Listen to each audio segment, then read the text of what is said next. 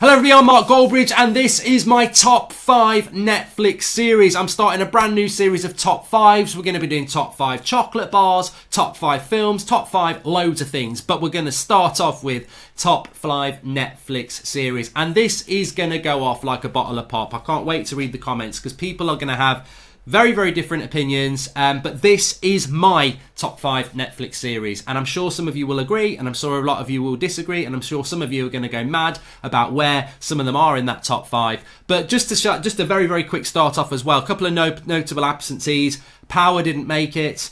What else? The Witcher didn't make it. I really liked that recently. And You, I really enjoyed that series. You, I think I was like, but I really did enjoy it. So close to making it, but not quite. So let's fly into it. And in at number 5, you can obviously see there it's Stranger Things. This was something that I started watching a couple of years ago. Obviously, we're at season 3 now. I love it. I really, really do love it. I think the first thing that drew me in was, if you remember a series that used to be on the BBC called Life on Mars, and they did Ashes to Ashes, where basically a modern day cop wakes up 20 years ago, and that nostalgia of it is like Back to the Future in a way, isn't it? You go back to a time, and because it's set around the like sort of early to mid 80s, I remember the 80s, not the early to mid 80s, but I remember the 80s, and there's a lot of things in there that you sort of relate to, whether it's the music or the toys or the, you know, just being out and about playing like kids out on your bike. So that draws you in, and then the sci-fi. I mean, look, I'm not really into sci-fi that much. I mean, I like Star Wars and EastEnders, but like it is hard hitting. There is horror in there. There are edge of the seat moments, but then it's quite nostalgic. Like I say, I mean, it's got sort of it takes you back to like the Goonies and E.T. It's got that sort of feel to it as well. So look, I really do like it, and I think this first season was fantastic. For me, I think it's dropped off a little bit, seasons 2 and 3. Some people say, what are you on about? It's getting better and better. I do feel that. But look, really, really do like Stranger Things. Well worth its spot in the top 5. Number 4 could be a little bit off the beaten track here, which Ozark is. Starts off with a guy whose business partner sort of does him over, and they're linked in with a crime syndicate that he's about to get killed, and he says, look, I'll make you some money through money laundering, and he goes off out into the sticks with his family. He starts again in this sort of rural community by the lakes in the woods, you know, it's all about the criminal underworld, and it's extremely well written. I think, you know, with some series, a lot of series these days, you want that instant gratification. And I think that, you know, you take a few episodes to get into it. And Ozark, I liked it from the start. But I had a friend who said, I watched 2 episodes and I couldn't be arsed. And I was like, really, just stick with it, because the depth of character and how well the suspense builds, the themes and threads within the story. To me, it's sort of like, I wouldn't say it's like Goodfellas, the film, but I think if you like Goodfellas, you should give this some time, because Goodfellas is a film. It's got you know, big actors in it. There's a lot of music in it, but I think this is a well-paced story that sucks you in, and I just enjoyed watching it. I think the scenery in it's great. The acting's brilliant. Laura Linney's really good as the wife. Jason Bateman, I think he writes it and also stars in it.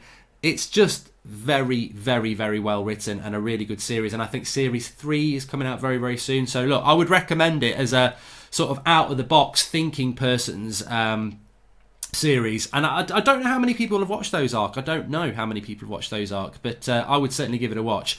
Number 3, Mindhunter. Now, I came late to the party with this one. It started at 7 o'clock. I didn't get there till 9, but I did bring a bottle and I did enjoy it. And it's really, what I like about Mindhunter is I like the Inspector Morse. I like all the sort of old TV detective series. And Mindhunter's not a detective series, but the premise of this is you're going back in time. And I do like. I never thought I'd like those as much as I do, but you know, going back into I think these are set in the 70s, around the FBI bureau. They're bringing in this sort of mind mapping thing, which is a sort of a concept at this point, to go and speak to serial killers and sort of understand why they do what they do, so that then when there are new serial killer murders to be solved, you can sort of take the the mindset of these people in prison and sort of mind map. It's something I really was interested in when I was in policing, which is there was a book called The Jigsaw Man, I think, who was basically brought in for murders and could sort of provide a demograph of who the murderer is, what age they will be, what they're into, where they might live.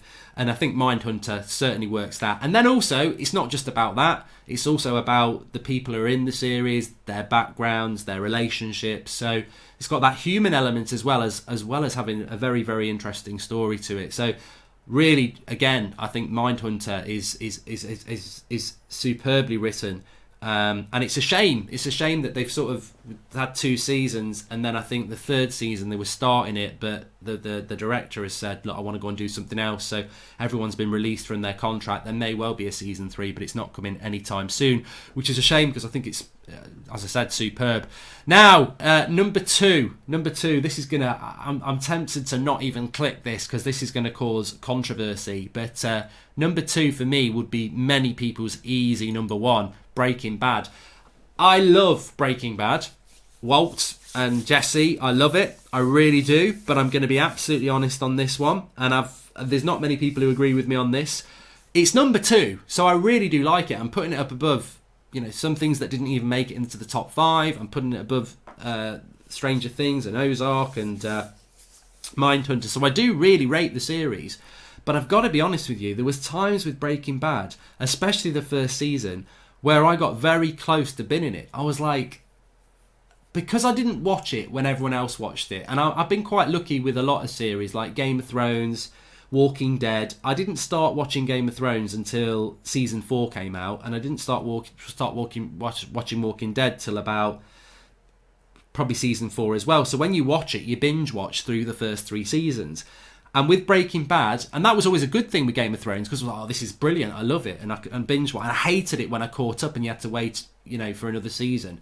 But with Breaking Bad, it was done. I didn't even start watching episode 1 of Breaking Bad till it had been finished. And I'd heard people talking about it for years, and I'd never bothered to watch it. And I think it was only 2 years ago, or maybe last year, I finished Breaking Bad. And I binge watched it over a long period of time. And I really did enjoy it, but I really didn't nearly watch the first carry on with it, because the first season was like, this is good, but I was struggling a little bit, and then I really got into it. I mean, the premise is absolutely brilliant, isn't it? Teacher given a death sentence, law-abiding citizen effectively, turns to crime to make money for his family when he's dead, and then just gets in way too deep and ends up with no family. So it's a fantastic premise of a story. I think, again, very, very well written. And I think that very dark at times. The characters as well, the way they're likeable and then they're unlikable, then they're likeable again. Absolutely brilliant. I think also, I've got to be honest with you as well, I think the location of a series really sort of can make a big impact with me. I liked that series on Sky Atlantic, Fortitude, just because it was set somewhere where there was loads of snow. And I just wonder with Breaking Bad, the sort of desert sort of town hot background, whether that sort of had a problem. I don't know what it was, but with Breaking Bad, I mean, I really do like it. It's in at number 2, but I didn't give it the number 1 spot. I loved Breaking Bad. I wouldn't say I was obsessed by it. I think that's why it's my number 2. So Breaking Bad in at number 2. I'm sure people are not going to be happy about that one. Number 1, Narcos. I mean, to me, this just sums me up. I love and I don't know where everybody's in on this at the moment, because I was thinking about this when I was watching Hunters on Amazon, which is good, but obviously it's not. There's some realism to it, but there's also a lot of fiction to it. With Narcos, yeah, some of it is fictionalized, but a lot of it's based on what actually happened. Pablo Escobar, Narcos of Mexico, is looking at the background story with Chapo, and the background story to what went, all the drugs cartels in Mexico.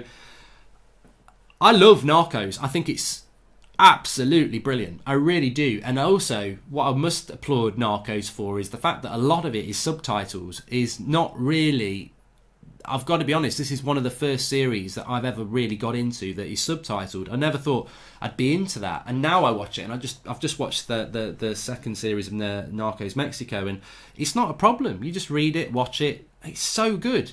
So good. And a lot of these actors, you're not really aware of them. You might recognise them a little bit from some films, but they're Mexican or they're Colombian actors, and it's just so refreshing in that sense, because again, the stories, I mean, a true life story doesn't make a series, but the stories are very interesting. But then the way they shoot it, they're almost like, it's just so well done. They're like little films in every episode. So I love Narcos. We've got 5 series of it. The first 2 were around Pablo Escobar. The third one was around, I forget the name of the cartel, Colombian. Then we've gone on to 2 Mexican narcos as well. I just love it. I mean, I don't have any doubts about Narcos. I think with Breaking Bad, there was times where I was like, well, I'm not so sure. I've never, ever, with Narcos, gone, oh, I'm going to quit it. Again, I think the pacing sometimes is a little bit slow, but I think that just elongates the enjoyment because the stories are so good. And I like, you wish you could go back and do bits, and definitely there are series in Breaking Bad I wish I could go back and do that series again, but with Narcos, I think the first 2 series are just brilliant, all around Pablo Escobar. He was a bit of a shit, and but then you relate to him as well. You get to know the story, so I love it, really do. I think it's so good, and I just keep I'm so hoping they keep doing them.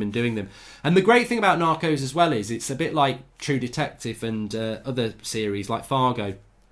They're not scared to have a series with their main characters being the main characters, and then the next series is like, well, they're dead and they went back to work in America, whatever. So, and then they'll carry it on, and you get a whole new set of characters. The same thing happens sort of with Narcos Mexico. So, and it still works. So I just think it's absolutely fantastic, and that completes my top 5. So, what's your top 5 Netflix series? The floor is open.